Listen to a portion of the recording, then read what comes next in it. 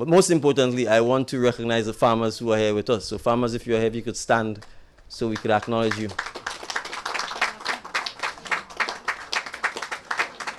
Good.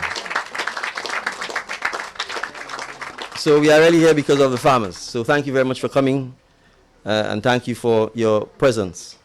I was saying to the Minister after all of the speeches, and we've had quite a lot, I thought we were moving straight to the ribbon cutting. It's almost as long as the town hall last night. But the presence of myself and so many ministers here, as alluded to by the Chargé, is testimony to the significance of this moment for us and for the government. Because far too long, agriculture and food security has not been prioritized in our country. And it has, in many respects, placed Grenada, Carriacou, and Petit Martinique in a very vulnerable position. And so it is important for us to emphasize, and our presence here today is testimony of this, that we take the revitalization and the growth of agriculture and the stability that food security brings as a matter of significant priority for the country. And I would dare say at this time it is perhaps the single most important priority for Grenada, Carriacou, and Petit Martinique. So the handing over of this tissue laboratory marks one of the pillars that is required to begin the process of transforming Grenada's agricultural sector, and in particular our agricultural future. And that future must be built on science, innovation, and strategic partnership. And I want to start first with the strategic partnership and recognize the partnership from the People's Republic of China.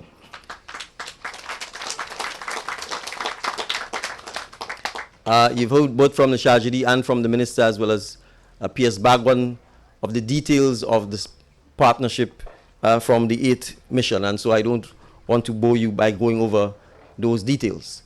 But I think it is important for me to re-emphasize what the Minister said.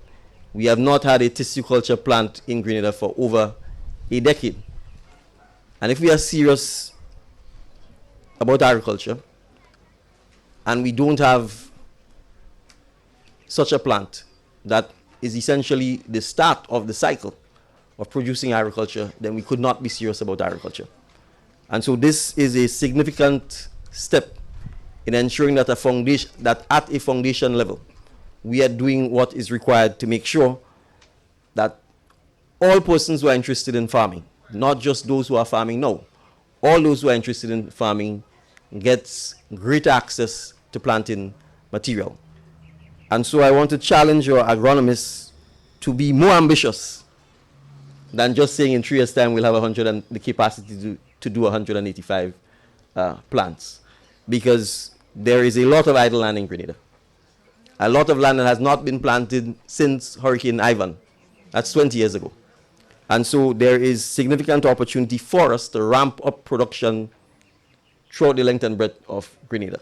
And I want to emphasize, we are not just planting for ourselves. Within the OECS and the wider CARICOM region, there are countries that are even more vulnerable than Grenada because, for example, places like Antigua, St. Kitts and Nevis, they don't even have water. Almost all of their drinking water is produced via reverse osmosis. And so we have to appreciate that we are in a unique position to not just plan for ourselves, but to plan for our brothers and sisters in the region who may not be able to do so. So I don't want us to limit our ambition to just attempting to satisfy our needs. Last week I was in St. Martin, and we met with a significant Grenadian diaspora in St. Martin. There were colleagues from Guadeloupe who was there as well. And they were saying to me that they once got sweet potatoes from Grenada. And they were no longer able to get sweet potatoes from Grenada because of the drop in production. There is no reason why we should not continue ramping up our production to be able to supply to our brothers and sisters within the region. And so, as P.S. Bagwan says, I expect that we will be out of the blocks like Usain Bolt and that we will seek to, even within the first year, to meet and exceed your capacity expectations. I note in particular the reference to bananas and plantains. And I want to give this statistic. There are 22,000 students going to school in Grenada. One banana a day is 22,000 bananas. You multiply that by 5, you're at 125,000 per week. And therefore, if you needed to meet the capacity of just one, and I think you know the average child can eat more than one banana per day, it tells you that we would need to, on the bananas alone, be significantly ramping up our production. And the lands are there. The lands are there, right? And so with the improvement in the quality of the plant that will come from this facility, we expect that when it comes to things like bananas, plantains, and our root crops, we should get to the point where we are self-sufficient in producing those things.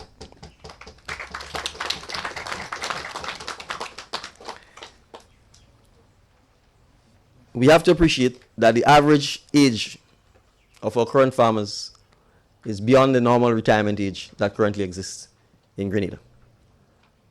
And there has to be a nationwide and significant all-encompassing effort to get a next generation of Grenadians directly involved in farming. And a facility like this, together with the machinery that is available now, should be two aspects of many other things that we need to do to create a new generation of Grenadian farmers. I'm happy to report to you that the Cabinet has approved and given the mandate to the Minister of Education and his team at the Ministry of Education to prioritize agriculture as one of the main technical and vocational and science-based subjects throughout the education system, and to turn the Mirabeau campus, and I'm using the word campus, into one of the first centers of excellence that will pursue agriculture and agriculture science. We are putting together what we call a delivery unit to ensure that dedicated resources are provided to making this happen.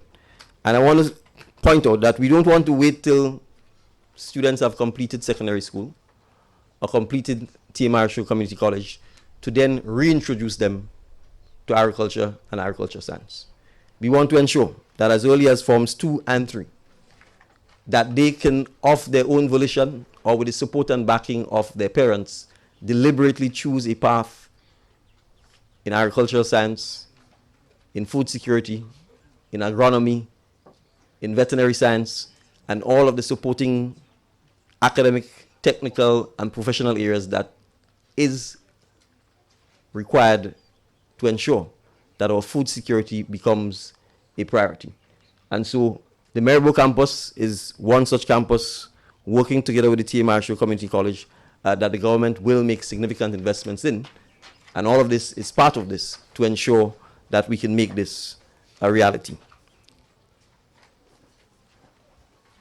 It is crucial that as we face the challenges of climate change, pest and disease, erratic rainfall, that we do in fact have access to the science, to the technology and the research, and the minister has referred to that, to ensure that the material that we use can in fact give us faster, better quality yield, and that they are more resistant to a lot of the challenges that we face in our particular climatic conditions.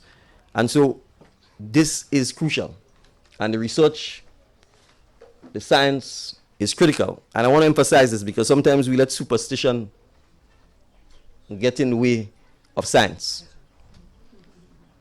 Agriculture will not be successful based on superstition. It is a science. And just like all professions, it has to be based on data, it has to be based on research, it has to be based on empirical evidence and sound decision making. And it is also a business. So we can't continue planting what people are not buying. We can't continue planting what people do not buy. and then say there's no market. We either have to create the market or we have to meet the demands of the market. You can shape and create the market. Social media, radio, TV, music, influencers, all of them can do that. But you also have to respect the market. And if people want to eat Irish potato, we can't bury our hands in the sand and say, well, our custom is sweet potato, so we will never grow Irish potato. If we have the capacity and the soil to grow the Irish potato, and that's what they are eating, and that is what is selling, then we also have an obligation to make sure that our farmers are able to switch the crop variety and to produce that which the market demands.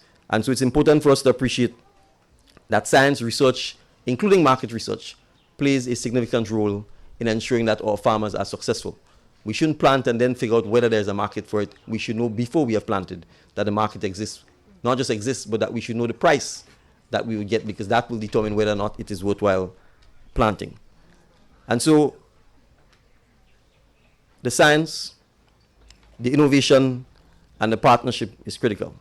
And we look forward to the continued partnership with our brothers and sisters from China.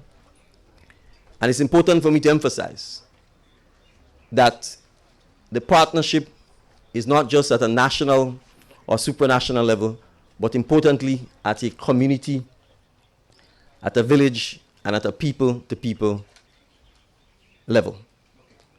And this plant, the bamboo weaving that is taking place in Lassages, the provision of the machinery are all related to people. They all touch and impact the lives of people, from the food to the culture to working together. That is true friendship. That is friendship like old wine gets better with age. And so as we commemorated the 20th anniversary in January of the resumption of diplomatic ties between the People's Republic of China and the government and people of Grenada, we look forward to our strategic partnership and our bilateral relations continuing to grow hand in hand and continuing to work and support each other as we continue to provide the much needed food security that is required for all our peoples. Thank you very much. Thank you, everyone.